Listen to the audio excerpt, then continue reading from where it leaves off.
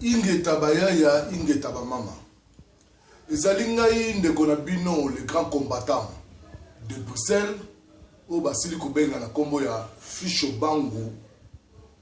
Bangu moto pamba, Ficho Bangu papa Yoshi,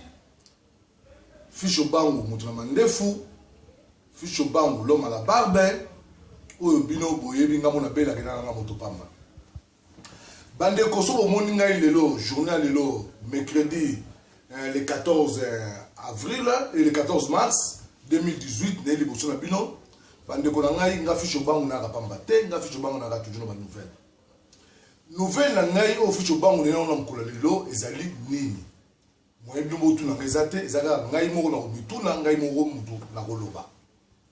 bandeko to komina likambo ya propagande o makambo zoleka na Congo que soit disant makambo ya vote ou élection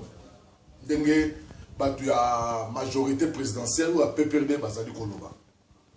bandeko nanga to kati na mkusi doke entre guillemets est-ce que bino ba bozotala ngai boza conscient que l'élection na Congo ekozala ou bien ekozala te balobi ke Colin Langa dernièrement ndeko Diesel a tourné ba question alobi ke bazoza ngasoki 400 millions de dollars pour toke na élection mais enfin yemo osusoye koloba so 400 millions wana ezate l'élection pe ekozala te surtout pour la machine à voter wana ba machine wa tricage wana bandeko na ngai est-ce que c'est vrai l'élection na Congo ekozala est-ce que Hippolyte Kanambe alias Baloto soit disant Kabila a ça l'élection na Congo bandeko na ngai pas na ngai Ficho Bangu na bi ke ba élection na Congo ekozala te selon ngai ça selon binoté bandeko na ngai pour la lobi ke élection ekozala te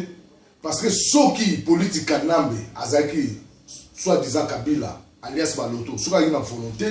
à partir de date à lelo ou à partir de mois ya lelo abandaki déjà que ton gars comme na déjà que propagande déjà que dauphin na bango ton par soupçon que dauphin na bango ozala mutu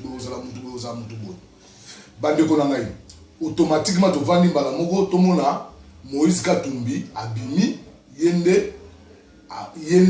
akobomana na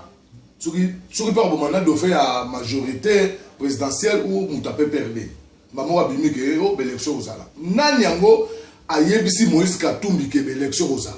de ce que Moïse Katumbi na Hippolyte Kanambe laisse Baloto soit disant Kabila bazala bango mutu moko ndenge a bandi déjà ba campagne pour la élection mais ba mususu bazo couranté bandeko na ngai congolais fongola misu on va mboka na biso Congo to koyi koteka yango te on va to mekaki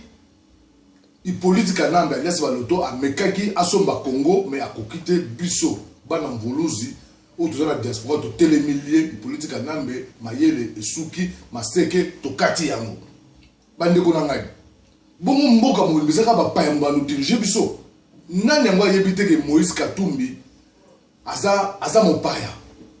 oba papa na za juif maman na soki rwandaise soki nini mwasi na yo abala nda baza rwandaise finalement ndeko na ngai bongo biso mo bana mboka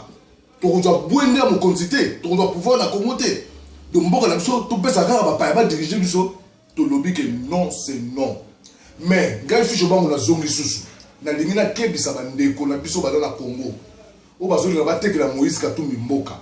bandeko na ngai tant tozalaka tozolisa bino ke Hippolyte Kanambe alias Kabila soit disant Kabila bo excusez ngai ke aza rwandais bo bande kokota doute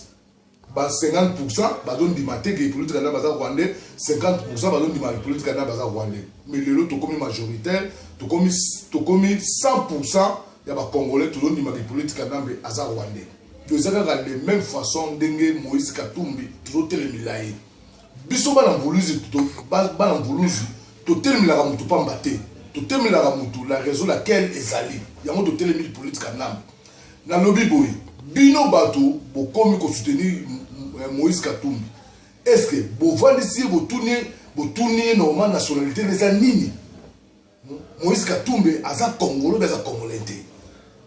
même Obama tanga joki pouvoir na Congo ba américain ba moko ba yebisaki aya na acte de naissance na ye Obama akendaki na mboka pour kuna za système ba ya système ya mboka mboka ke na mboko ya botama na kati États-Unis a dû art de naissance na original aye ko la kisango mukimba emona mais ce ko art de naissance ya Moïse Katumbi za wapi yo ndeko moko za na Facebook o komi ko finga ngai butu moi o biso ba combattre zo fongola bino bozo comprendre te bino tellement passé l'équipe bino bo komi kaka soki muta bini bo bolandi po na mbongo biso bana poto to bimaka mona to kosala yango te biso to na besoin mbongo te to na besoin le peuple congolais ça la bien peuple congolais gomba alongo na souffrance alongo na boumbu mwana mboka o balobaki de père et de mère gomba oza congolais na congolaise akamba biso na Congo to boy ba Moïse Katumbi wana gomba bino bana Congo bozo soutenir Moïse Katumbi bozo soutenir à propos de quoi gomba est-ce que si vous vérifiez déjà nationalité na ye eh ben to boy ke bino bana Congo bosala ka berere mais berere bosala ka ezongi la biso bana diaspora to temi la bino to le la bino tout rotolingi makambo wala te i politique nambe selonga lebi ke élection bosala te politique nambe ndenga il faut ko bengana ye bino ba bona Congo ba di politique nambe ndenga za wana a comment déjà président mo illégal illégitime azana légitimité te on parle maintenant c'est là depuis 2016 Kabila za sous président Congo te on parle pe ne bino bozo ko penser ba homme politique bozo na Congo ba opposant bozo penser pour que na l'élection ngai fiche ba on a bien que never i politique nambe a usali sa élection te on parle soki no bozo kondu on sa ba propagande na bino bokotika na soni on parle bomekaki awa o ba député boko pesa ba 500,000 francs congolais bo mbongo lekina ba mela binoti on parle mais bande ko nanga tout fongola misu kolel nanga za koloba yango vis-à-vis. Mais pourquoi bino bozo kenindenge mususu? Vous comprenez? Faut tout la logique ndenge zali. Mais l'élection vous allez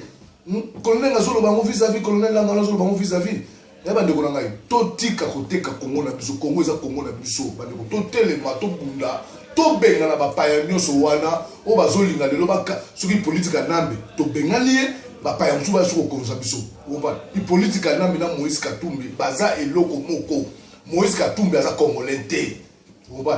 Même Yaya ya lobaki yango aza congolais te aza congolais te to tika biloko wana bandeko na ngai peuple congolais ça a nyoko makasi peuple congolais a kufi ya trop likolo ba misutu na benga ba misutu baza ba misutu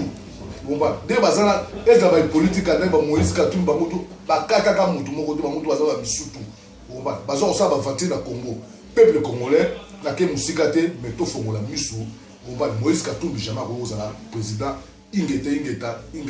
message yo comme la bino bolanda yango ezanga fiche bango yo ndeko zo finga tika kofinga na tina te bon ba botika kozala ba malanda ngulu ba malanda ngombe Congo za biso nyoso soki yo komona omoniki Moïse Katumbi aza président na Congo aza la président de la province na bino soko oteka mboka teka de province na bino mais koteka Congo nyoso te bye